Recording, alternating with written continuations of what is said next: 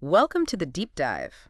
Today, we're tackling blue-green deployments, specifically in Kubernetes. That's right. If you're looking for ways to update your applications, without causing chaos and downtime, this is a really key strategy. Absolutely essential for modern ops. So our mission today is to kind of cut through the jargon and really understand the main ways to actually do this in Kubernetes based on some solid material out there. Yeah, we'll look at different approaches from the simple to the more complex, covering the trade-offs. And don't worry, if you're newer to Kubernetes or seasoned pro, we're focusing on the core ideas and what you gain or lose with each method.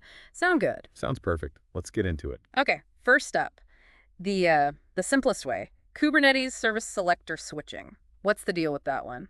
Right, so this really leans on Kubernetes' own features, especially labels.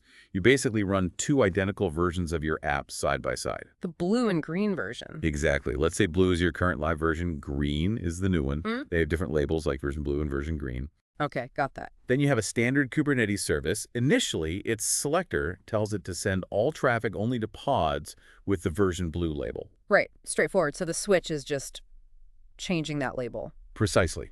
When you're confident the green version is good to go, you've tested it, it's running, you just update the service object, you change its selector to version green. Ah, I see. And Kubernetes handles the rest. Yep. It redirects the network traffic pretty much instantly. All new connections go to green. It's very quick, minimal extra tools needed. That sounds great for simplicity, fast cutover. It is. Great starting point, maybe for less critical things. The downside is, well, it's abrupt. All traffic switches at once, no gradual transition. Right, no testing the waters with a small percentage of users first. Okay. So what if you do need more control? Maybe for external traffic? Is that where ingress comes in? Correct. The next level up often involves using an ingress controller, think NGINX, Traffic, or maybe the newer Gateway API. And these sit sort of in front of the services. Yeah, they manage traffic coming into the cluster. They're smarter load balancers, really. You can set up rules based on, say, the website address or URL paths. So you could have like myapp.com pointing to blue and then change the rule to point to green. Exactly. Or you could even use paths, maybe initially routing a specific test path to green. The point is, the ingress or gateway gives you more flexible routing logic than just the basic service selector. Okay, so more control over how the traffic gets directed, not just which set of pods gets it. Precisely. You update the rules in the ingress resource itself to shift the traffic. Still often a full switch, but managed at a different layer. I'm seeing a pattern here, increasing control, which brings us to the most advanced approach mentioned, service meshes, like Istio or Linkered. Now you're talking really fine-grained control. A service mesh adds a whole dedicated infrastructure layer inside your cluster for managing communication between your different services. Okay, and how does that help with blue-green? Their superpower is sophisticated traffic splitting.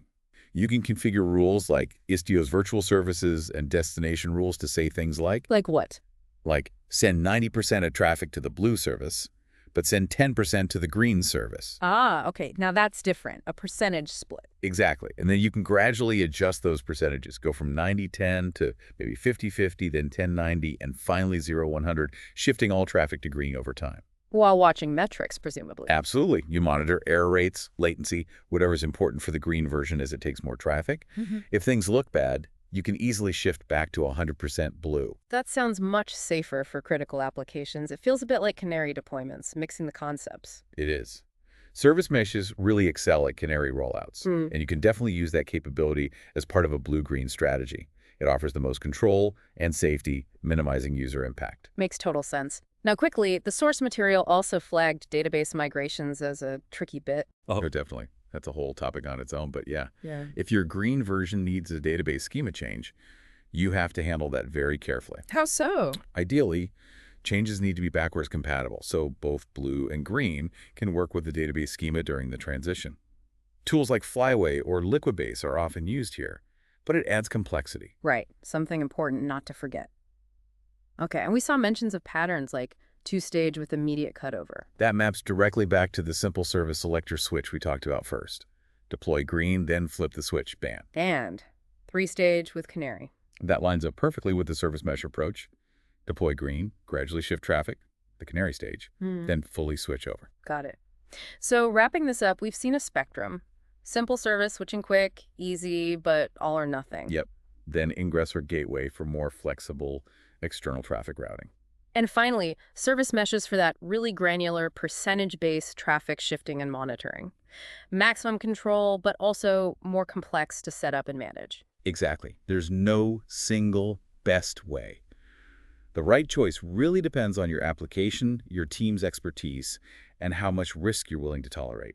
So for everyone listening, hopefully this gives you a solid foundation for thinking about how you want to implement safer updates in your Kubernetes environment. You've got the core strategies now. Understanding these trade-offs, simplicity versus control, is key to making the right decision for your specific situation. Definitely.